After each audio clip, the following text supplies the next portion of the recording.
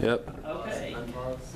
Or are you always ready? Unpause, ready, play. The best presentation you've ever seen ever. Alright. I'm Rob Shepard. I'm a senior and a first-year marketing student at Westall High School. I'm Mackenzie Satterfield, and I'm also a senior at Westall High School and in the first year marketing principles class. And today, we're going to be talking to you about product service management and the product lifecycle.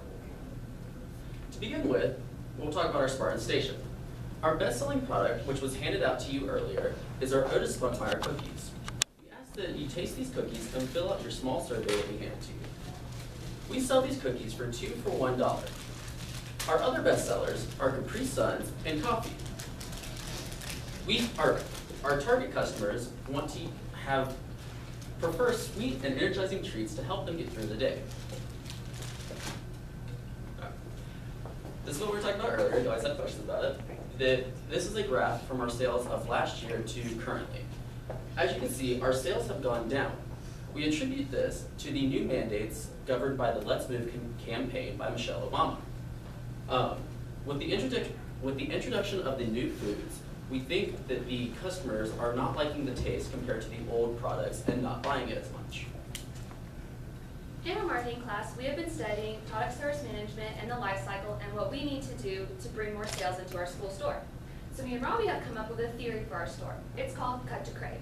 In this theory, we're going to be eliminating freshly baked cookies, taking away the emphasis on the cookies, allowing more attention for our other products like coffee and Capri Suns. But we will still be selling cookies. Instead of freshly baked, we'll have them packaged. The packaged cookies do meet the nutrition standards as listed in our Smart Snack Calculator guide. And during the Cut to Crave, we plan on cutting the cookies, re-engaging our customers' attention, bringing in more sales. And introducing a new product as another focus item is Mayfield ice cream. This product will add a new taste to our store, and also it meets all the nutrition standards, and also we're introducing it just in time for warm weather. The first stage of our product's life cycle is the introduction phase. And this is why you should always During your presentation, you always take your cell phone. I love that.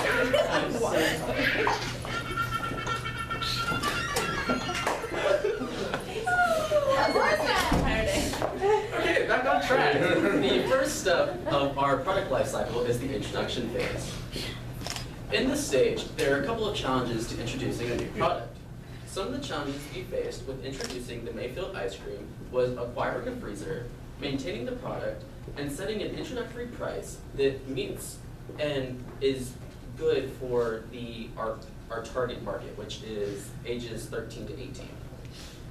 And some of the benefits of introducing this new product is we are working with the Career Technical Instruction Organization, also known as CTI, which eliminates most, if not all, of our competition.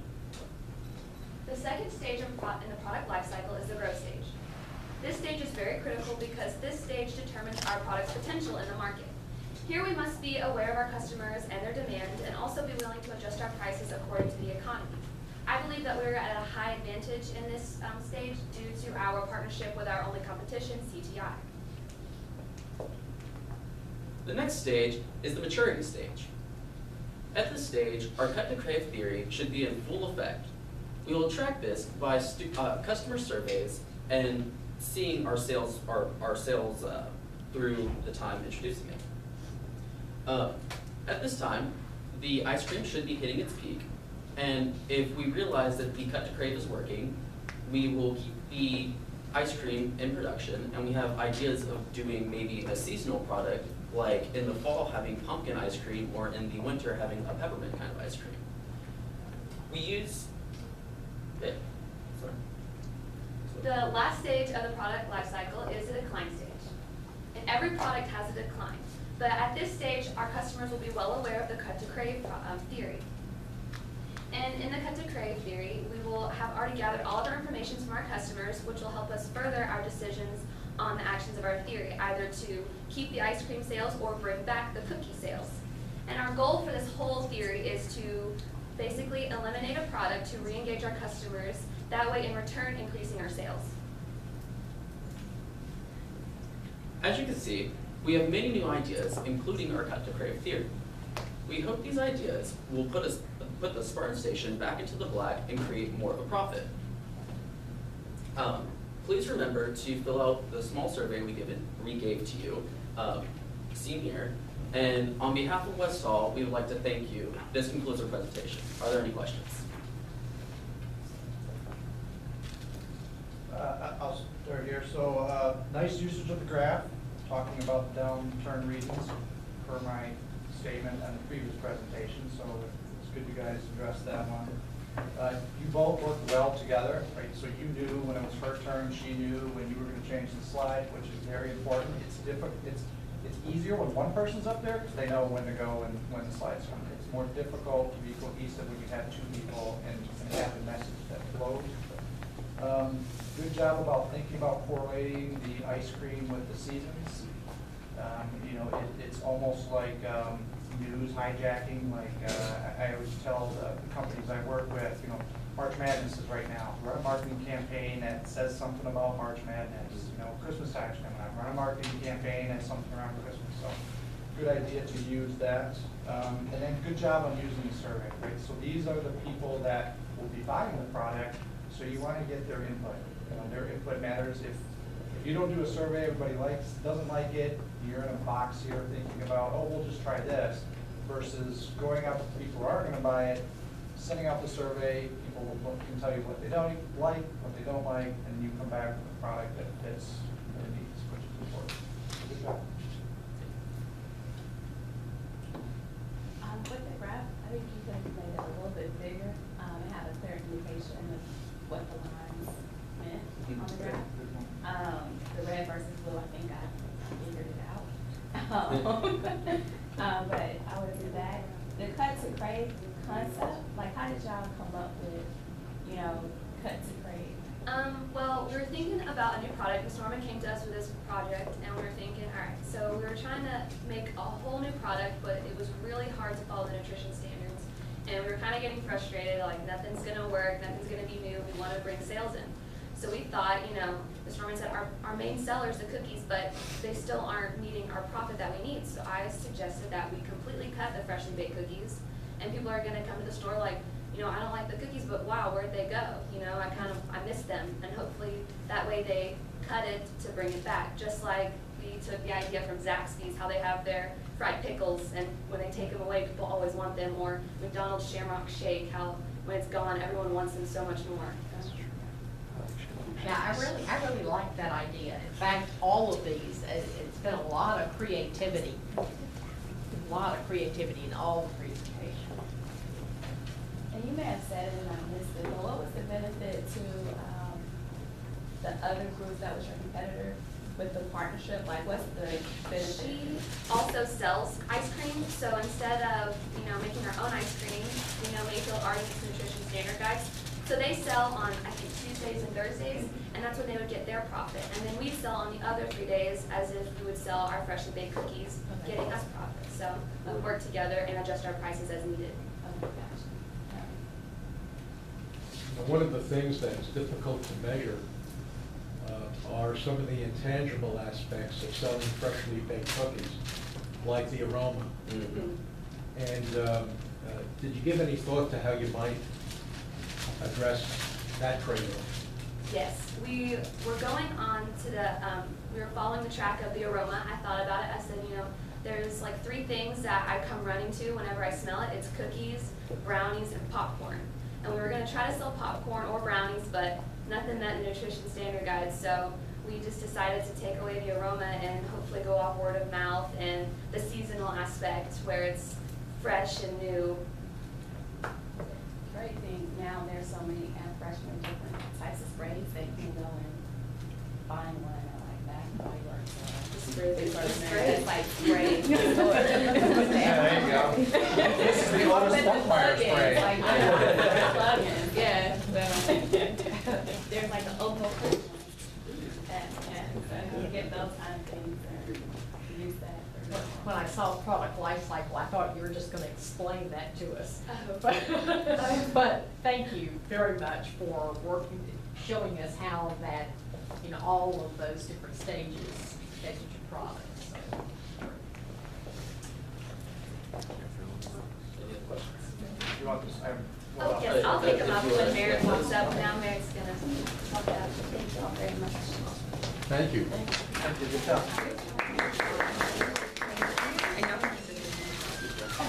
Thank you all.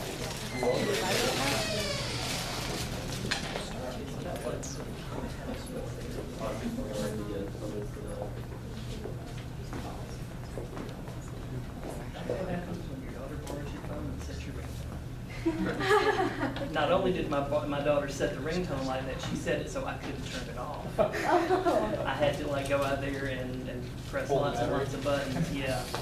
I don't know where she gets that sense of humor from. Be her mom. Okay, are y'all finished with everything? Okay. As you can see here, all of our classmates have been working really hard for you guys to come.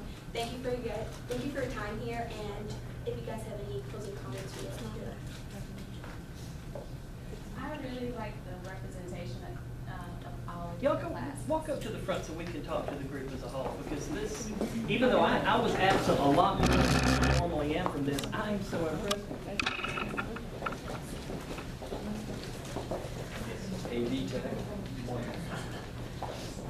And one thing y'all want to check out, members of our team, they have some informal student presentations around, so we want to take an opportunity before we, start finding our way to the door to take a look at what's here, because there's some really neat things here. Okay, Rashonda, I didn't mean to interrupt you. Please go ahead and. No, I was just saying that I really enjoyed seeing representation from all the different classes. I mean, it really shows the growth potential of the club. Anytime we see or attend a presentation with just seniors in the room, we worry about the next group and how the legacy will continue on. So I really enjoyed seeing so much diverse representation. And good job on the presentation itself. You know, it's one thing to create a PowerPoint slide, it's another thing to actually be able to present it, and not read the bullets and not read everything that's on the slide. So that's a key in itself. You know, I know Linda, you had mentioned this earlier, that once you create PowerPoint, you're not done, right? So that's just the first part of it. The bigger part is selling it. So even if you correlate this to like a Shark Tank, right? So it's about selling your ideas to us in this scenario, but you're selling your ideas to the audience that it's intended for, which is the key. And I think they watch Shark Tank in here, so. That's what we got the survey idea from, because we'd always have to answer, would you buy their product, why or why not? Okay, good. And, I would like to see Walter, he offers the industry certification workshop for teachers every summer who are going to certify or recertify their programs the next year. I would certainly like for you to bring out just what these students have done here and what the teachers taught by just not putting everything on the PowerPoint, what do you call it, 7x7 or whatever. Well, I mean, the PowerPoint's not the presentation, you are. And you guys captured that. And so, Sean, I'm really going to be depending on you to get me some fabulous video for this. And if you can, I'd like for you to video what's going on around the room. Give us a perimeter shot. I think there's some things we're going to see on the mannequin here. And I'd like to, if you can capture as much of that as you can, with y'all's permission, I'd like to show some of this in our summer workshop, which really helps teachers to understand it can happen. Because sometimes they really need to see what it is that would be a fabulous end product, and I think that is what we would be showing them, because I think that's what we've seen today. And I absolutely love your ideas and your creativity. In fact, I'm going to ask them to give you credit, but I'm going to take this back to our teacher board and let them come up with something like this for teachers when they come to the conference. They have to do certain things, and at the end, that's when they get their big award. So. I just think, This is such and I know I'm not supposed to talk, but I want to commend West Hall and the students here because y'all have done a fabulous job. And to our AMA folks, we had a teacher change. And so when you've already applied for the grant at DOE, you've got one or two choices. And I don't like to ever reject a grant. So we moved the marketing teacher here to a work-based learning coordinator because they got 2 at 5 branch, and then all of a sudden West Hall had to hire a new marketing teacher. So, I mean, I just think this is how it can work if you get the right people in place. We've got the students. West Hall's a great school. Y'all done good. Amy Brock, I mean, it's so helpful when I have an AP with a CTA background that loves career tech and loves marketing and stuff like that. She went to the workshop with Walter. Yeah, she was a lot of Because we fun didn't at the have- workshop, The teacher guys. had not moved from Great North job. Carolina, and the teacher came in and was willing to go ahead and do this and step up. So, you know, for me, it makes me proud today just to say how the West Hall community, everybody is just pulled together. So. Would it be okay to let the teacher come in and hear the comments and the things that we're working? Would that be all right, Rashonda? Would that be okay with you to let her get a flavor, some feedback on that? Ron, if you would. Oh, yeah. Well, while she's getting Ms. Norman, I just have to say thank you for coming out and listening to our presentations, first of all. And again, before the presentation, I handed you the little puzzle pieces. There are some scattered across the room. If you see it with your ribbon, please pick it up and put it in your bag. Then once you get back to LCCA, you can open it up and put it together and see what the surprise is. But now what we're going to do is I'm going to let Robin, Amelia, and Rob show you the new technology that we've been using this year. And also, if you like, you can look around and see all the presentations that we've been working on this year. And just one more time, thank you. They have to find their other puzzle pieces, right? Yes. Okay. Thank you. Okay, I'm curious of this group, how many of you were at the state DECA conference? Okay. Yay, all right. Okay, what event? Were you in an I was event? in business service management. Well, got a great program here, and that will grow. And all I was gonna say is that the projects that you're doing here can be used for a decade with some tweaking for that. How many of you are seniors? Yeah, seniors. Okay, so we've got underclassmen to grow the program with. That's great. Yeah, that's really powerful stuff. The teachers joined us now, so if y'all want to maybe give some feedback or some ideas or anything like that. And tell us about finding our puzzle pieces, because I'm totally intrigued by that too. There's some just right around here on the computers, and then there's also another set right there bundled up together. Okay, now It's you like an all. Easter egg hunt. We have to Yeah. That's what it is. We should be looking at everything. Now, how many are there of each color? 3. Thank you, appreciate that one. We could search under chairs. So I'll just start. The comments I had were, excuse me, the presentations were great. There were some that had, the limited text on the PowerPoint, some with imagery. There needs to be a little more imagery, I think, a little more graphicalness. Some of the people had great analysis, some were kind of missing research and analysis from it. Bringing life to some examples of a forecast of what your goals are. So one example was, we increased the attendance or we increased the tweets, but what was your goal? I mean, you wanted 20 tweets and now you've increased it to 50, or you wanted 30 click-throughs and you actually achieved 50. But to show that, the one example we had out in the hallway where they talked about the wrestling team, use that as a springboard. Go in there and do some analysis to say, all right, you had 3 participants initially, now you have 5. Go to the other businesses, the football team, the soccer team, lacrosse, tennis, whatever other sports you have, and use that as the model to sell to those to do the same type of advertising, if you will, to the other groups.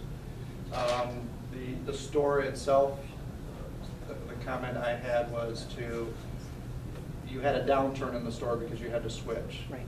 Turn that negative into a positive. Pull out some of the things that this is the reason why this food will be more nutritious based on the Michelle Obama campaign. This food will make you more energetic throughout the day. You'll learn better. You're guaranteed A's. Not that, but some things that help with not so much focusing on the bad, Right.